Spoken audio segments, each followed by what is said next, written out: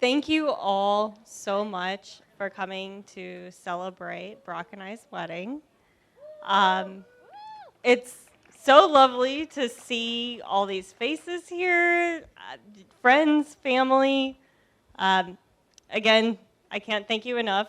And we're going to go ahead and pass this over to my sister, the maid of honor, who has prepared a little speech.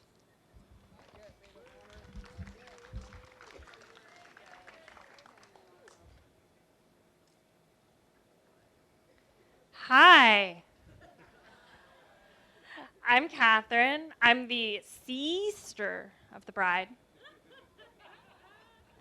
I want to start by giving a shout out to everyone who helped make this big day happen. So Aaron and Brock, first and foremost, Cheryl Stevens, Betty and Steve Estes, Bill Estes, Adam, Andrew, Casey, Steve, Lisa, Gary, Janelle. I feel like there's others, I just don't know your name, so sorry. All right, Aaron Estes has always been the bestest since day one. As a child, she was sweet, loving, and already a boss. At 4 years old, Erin was ready to be a princess, and she dressed as such, maintaining a posture of grace and elegance even when we made mud pies and played capture the flag. She started doing ballet when she was only 7, and she even made the Nutcracker.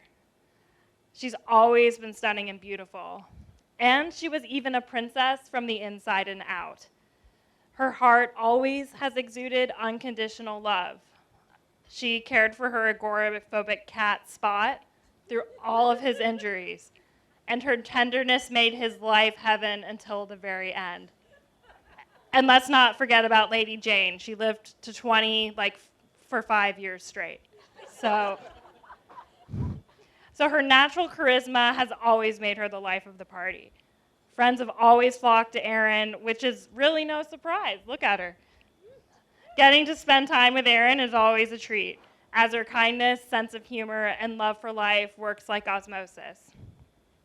So in 2014, Erin moved to Austin, ready to take the world by storm.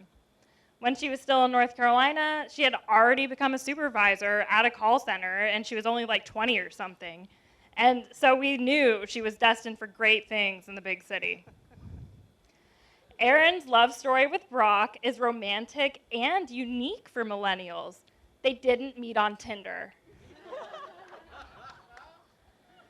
So Erin met Brock in real life when she began to work at True Source Labs. Erin and Brock were colleagues and friends in the beginning, which is good because he was her boss at the time.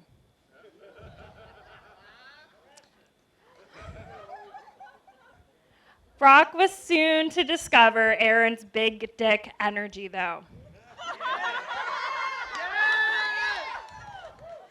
Soon enough, she came into her own by getting promoted to become his boss.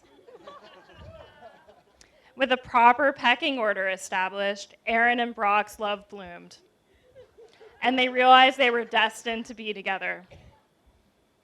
When Erin first told me about Brock, she described him as being a lot like me. I figured he must not be too bad then. After getting to know him better over the years, I'm happy to say his awesomeness surpasses the highest expectations of what I could have hoped for my beloved sister.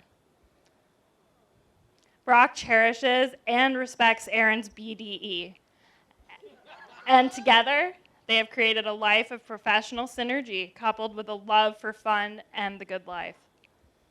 Brock has shown Erin unconditional love and care, and likewise, Erin has loved and supported Brock.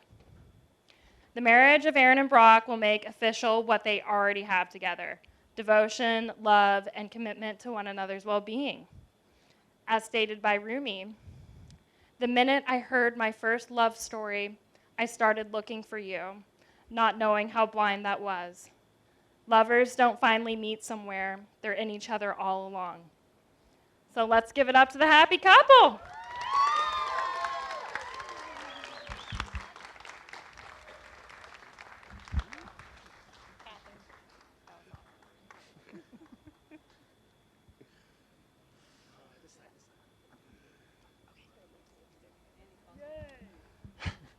Hey everybody, I'm Denver.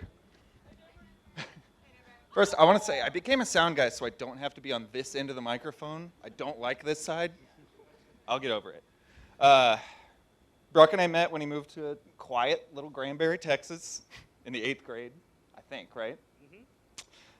We shared a mutual affinity for punk rock and loud noises.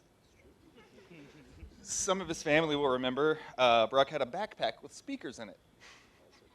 We would load a dozen D batteries into that thing, drop a Punkorama CD in his Walkman, and then walk around the beautiful historic square just blaring abrasive music that no one else wanted to hear. I try not to have regrets in my life, but that one makes me cringe a little bit. It is an enduring memory, though, so I guess it was worth it. Thanks, bud. She covered a little bit of this, but yeah, Brock and Aaron met at work. Aaron told me a story last night that I really enjoyed. She basically sat someone down and said, I can't work for him. I like him, and I'm not going to listen to him. You know, classic office romance, right? You got to keep it under wraps at first, but we all know it just makes the connection stronger. Over the years, Brock and I would drift apart at times, but I was always excited to see his name pop up on my phone for one of those epic calls. He eventually told me he was actually dating someone for real. I'm not going to say I was shocked. I was very pleasantly surprised. The first time we all got to hang out was my birthday. My wife, Michelle, got us a house in Austin and tickets to the Willie Nelson 4th of July picnic. Very Austin. Brock, Aaron, Michelle, and I got to spend a couple days together. We did a hot wing challenge. I believe there was a disagreement about the proper buffalo sauce preparation methods.